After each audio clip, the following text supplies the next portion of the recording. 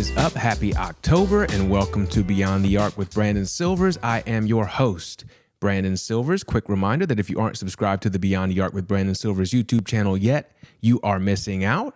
We've got Brett's Bets, the nation's most entertaining college football pick'em show over there, as well as Beyond the Bark, where my dog Kobe picks NFL games each week in super short, minute-long videos. He correctly picked the Cowboys Monday Night Football win last week when everyone on ESPN's Monday Night Football Countdown picked the Giants, and he's been strutting around ever since.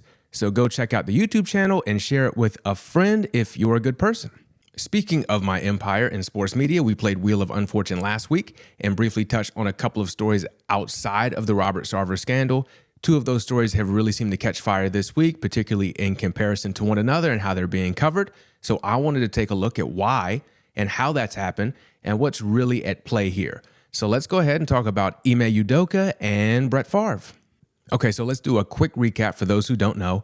Boston Celtics coach Ime Udoka was suspended for the entire 2022-2023 NBA season by the team after a months-long investigation revealed that he repeatedly violated team policies. Now, we still don't know a ton of the specifics here, but it appears to be a result of a relationship with at least one female team employee. More on that later. Now, this came as a shock to pretty much everybody, including the Celtics players, according to their quotes from Media Day last week, particularly since Ime led the Celtics to the NBA Finals in his first season as their head coach. And the more successful you are on the court, particularly as a coach, the more we start bestowing other virtuous attributes to you. So, at the very least, we have a coach who has cheated on his longtime partner, actress and icon Nia Long, with at least one team employee. Now, as for NFL Hall of Fame quarterback Brett Favre, he was trying to get a volleyball arena built for his alma mater, the University of Southern Mississippi, where his daughter was going to go play volleyball. What an incredibly nice thing to do. According to SpotTrack.com, he made over $100 million playing in his NFL career. So he's got that new arena money easy, no problem. Probably can do some fundraising in his home state since he's so popular there. So, should be a breeze. Nice, feel-good story. But wait, I wouldn't be talking about it if that's all there was to it, would I? Our friend Brett Favre worked with Mississippi's governor, Phil Bryant, and several others to instead use the state's welfare funds to build this new arena in what has turned into the largest public corruption case in Mississippi history. People are going to serve prison time over this. However, as of now, Favre has not yet been charged for his role. Luckily, you don't have to be charged with a crime to be deemed an asshole by society. And at the very least, Favre is a big enough asshole to know that using this money to build a volleyball arena was shady enough to ask via text message if there was any way the media could find out where the money came from. He has also apparently never watched The Wire. Much like the Udoka story, more and more info keeps coming out about Favre's involvement. This is a man who loves facilities to the point that it looks like a football and tennis facility were also involved in his plans. He also loves saving his own money to the point where he suggested they use prison labor to do construction cheap instead of dipping into his copperfit money. Now, in Favre's defense, forcing people to do free or very cheap labor for the benefit of the wealthy is a time-honored American tradition. So you have these two stories, and a lot of the discourse on social media, which isn't real life but sometimes feels like it is that the Udoka story is getting way more coverage than the Favre story, even though the Favre story would appear to have many more victims since it's part of a larger scheme that saw $77 million of money meant for Mississippi's poorest residents misspent during Governor Bryant's time in office. And the main reason being posited for the disparity in coverage is the fact that Udoka is black and Favre is white.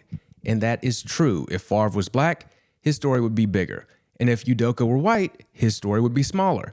However, there are other factors in play here as well outside of the racial bias in journalism, so I want to take a look at those. So before I compare the two stories, the better comparison for the Udoka story to me is Urban Meyer. Urban Meyer has a long track record of not being a great guy and only really caring about the success of his football team.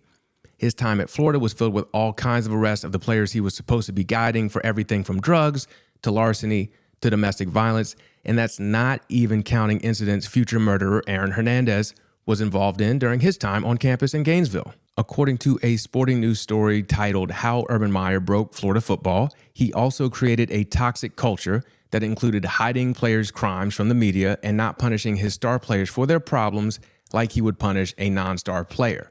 And it was basically more of the same when he went to Ohio State to coach. But Urban seemed to know that the secret to being an asshole is that winning cures all. So as long as he kept winning, he'd be fine. And he did a lot of winning. 148 wins, 3 national championships between Florida and Ohio State.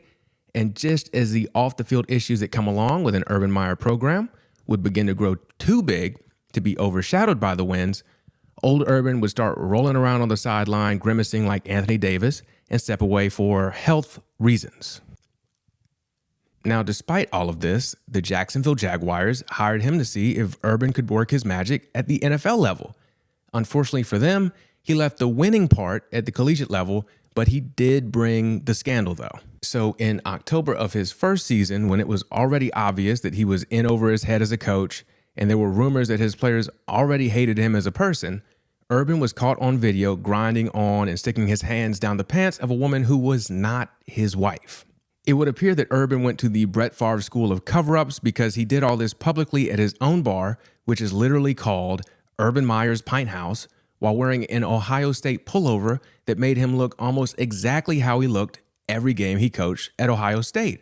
All he was missing was a headset and a big flashing neon sign that said, "I'm Urban Meyer." Now, this woman was not a team employee as far as I know, and there's certainly more to the Udoka story than we know, but you'd think that Urban would be on a super short leash due to the fact that he's Urban Meyer, he comes with all this baggage, and he wasn't winning any football games for the Jaguars at this point. Remember, Ime came in after being a highly respected player and assistant coach, and he took the Celtics to the finals in his first season. So surely, Urban would face some sort of discipline for his actions if we're comparing the two situations, right? A stern talking to from Jags owner Shad Khan was the extent of that, and Urban won his first game for the team the next week. He was finally fired after weeks of complaints from his players about how he treated them when it finally came out that he had kicked his kicker. This was a man who came in with a ton of baggage, was publicly unfaithful to his wife, verbally abusive to his players, could not win a game, and only got fired when it was proven that he kicked a guy. And on top of all of that, all this happened last year, and he already has a job doing Fox's college football pregame show. To me, even without all of the Udoka facts, this is a better comparison of how a black head coach and a white head coach are treated when they mess up. And, which I always enjoy, it's a great excuse to shit on Urban Meyer. So don't get me wrong, there was certainly outrage at Urban's behavior in the moment, but he's only been suspended for 3 games his entire career, and that was due to not doing anything to an assistant coach accused of domestic violence. Think about everything I just told you about Urban Meyer, and 3 games is the most he's missed in his entire career due to his behavior, and he keeps getting job after job. Now, all signs point to Ime deserving his year-long suspension and perhaps even more, but what are some of the reasons why his story seemed to be bigger than the Favre story in particular, and outside of the race thing that I already confirmed is true? For starters, as I keep saying, it's about what we don't know. The Favre story was a masterclass in investigative journalism by Anna Wolf of the Mississippi Today. She had to look at thousands of documents, text, emails, everything, and vet source after source, working on this for years before this story was published. There's not a lot of mystery left because she did such an incredibly thorough investigation and laid it out for all the readers. Meanwhile, the Udoka story broke courtesy of ESPN's Adrian Wojnarowski. Woj, as he's known, is what is called an access journalist. That's a fancy way of saying that he's got a ton of sources and he's gotten access to these sources, usually in exchange for favorable coverage from him in stories that he's published. Woj's sources are widely rumored to be NBA front office officials, so his stories typically will have a pro-organization slant to them. And he's used this access and these sources to become the NBA's main newsbreaker. Now, the problem with breaking news is that the only thing that matters is being the first one to break it. So you can't wait for the story to become complete and all the information to come in. You just have to get the story out. And that's what Woj did, tweeting, quote, ESPN sources, Boston Celtics coach Ime Udoka is facing possible disciplinary action, including a significant suspension for an unspecified violation of organizational guidelines. Discussions are ongoing within the Celtics on a final determination. That's enough information to let you know that something bad has happened while also being super vague. And if something is super vague, our natural inclination is to try and fill in the blanks. So theories and rumors went flying almost immediately. But wait, here comes Woj's main comp as an NBA newsbreaker, the Athletic in the stadium's Shams Charania.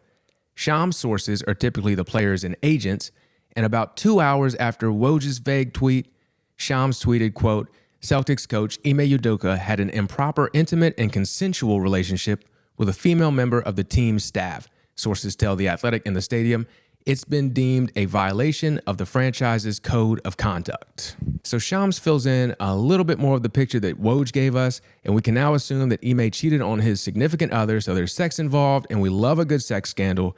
The sex was, quote, consensual, which is an important distinction and something I'd want out there if I was the agent of a coach facing a huge scandal and wanted it framed a certain way, and that the woman Ime was having an affair with is a member of the Celtics organization. However, there's still so much unknown information. So the internet did what the internet does and tried to fill in the blanks again.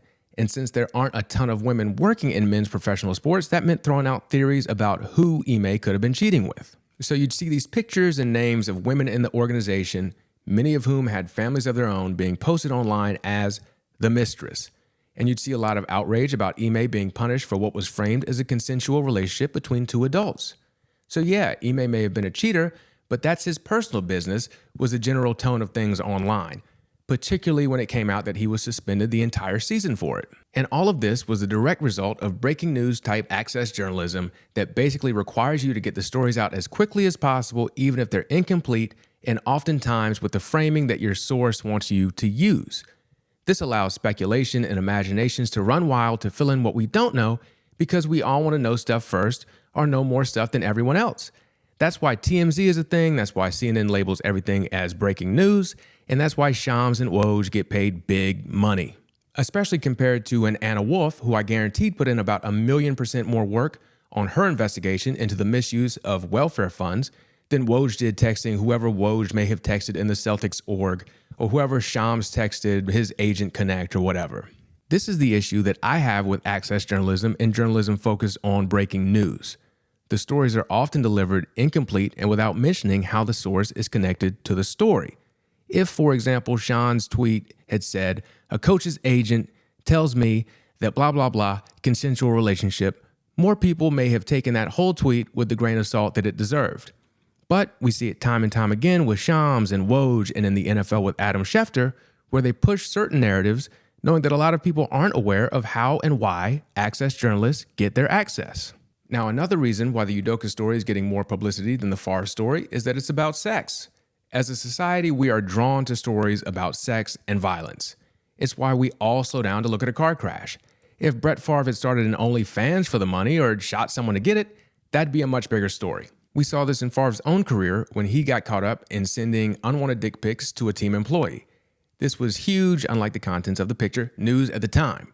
Favre wasn't disciplined as a result of it outside of a $50,000 fine for not cooperating with the NFL's investigation, but that has more to do with how terrible we were as a society when it came to protecting women. We're still quite terrible at it, but not 2010 terrible. That also brings up another factor in the coverage of each story, that Ime is an active head coach for one of the NBA's most storied franchises, and Brett Favre, as well known as he is, has been retired for over a decade. There's an element of out of sight, out of mind at play, as well as the fact that people only care about Ime's mess due to the effect that it might have on the Celtics season. So if Favre was still active and slinging these unwanted dick pics for money to build a volleyball facility, and it might affect whichever team he retired and unretired, then re-retired to unretire and their playoff chances, we'd be hearing about it a lot more. Unfortunately, much like the people in charge of hiring Urban Meyer over and over and over again, we only care about how terrible these sports figures are when it's interfering with what's going on the field or on the court. Shout out to every sports team and league ever, but specifically the Cleveland Browns right now. Speaking of not caring about victims, that's the final factor in the discrepancies and outrage between these two stories that I want to cover today. I have a suspicion that whoever is involved in the Ime story went through a lot more than what we're thinking, mostly due to the fact that Ime has accepted his year-long suspension without any pushback, and rumors being floated that it was a lot more than the, quote, consensual relationship that Shams tweeted about initially. Matt Barnes came out and removed a social media post supporting Ime because he said someone hit him up with the full story and he couldn't condone any of that. He didn't get into specifics, but Matt Barnes saying what Ime did was too wild for Matt Barnes made a lot of people change their stance as well, which in an unfunny situation is a hilarious commentary on what people think about Matt Barnes and his moral compass. But anyways, not necessarily on individual impact because I don't know what the woman or women in the Ime story went through, but on sheer volume of people affected, we should certainly be giving more attention to the Brett Favre story. Mississippi has some of the poorest people in the country, and money that was supposed to be for them instead went to help Brett Favre's daughter be a shitty libero or whatever position she played. Over 500,000 people in Mississippi live below the poverty line, and that's exactly why society does not care about this story as much as it should. It's easier to care about an individual or a handful of individuals versus 500,000 people. And I say care, not in the sense of concern, because I imagine a great deal of people who care about the Udoka story are not doing so out of concern for the women involved. But we have seen this time and time again in this country, whether it's people facing oppression or poverty or COVID, we cannot be bothered to care about things happening to large groups of people, probably due to a combination of self-centeredness and self-preservation. But we should force ourselves to care and be concerned about as many people as we can, because we would certainly want the same for ourselves. However, we are not there yet, and the differences in how these two stories have been received is a reflection of that. So there's certainly been a difference in how these two stories have been received. Race does play a factor, but I wanted to cover these other reasons since they aren't quite as obvious. Now what? Challenge yourself. Challenge yourself not to be drawn in just by the flashy headlines. I mean, I love gossip as much as anybody, but pay attention to the not so flashy stories as well. Also, hold journalists accountable, myself included. There's this big show in journalism around objectivity, and that's a myth. Nobody can be completely objective. Instead, demand transparency. Ask yourself why Woj tweeted this in this way or why Shams phrased that in that way. What information is missing? Hell, do it with me if I say something on here. What does the person giving you the information stand to gain? We need more accountability from journalists, more transparency, and more media literacy from everyone. And finally, support journalists trying to do things the right way.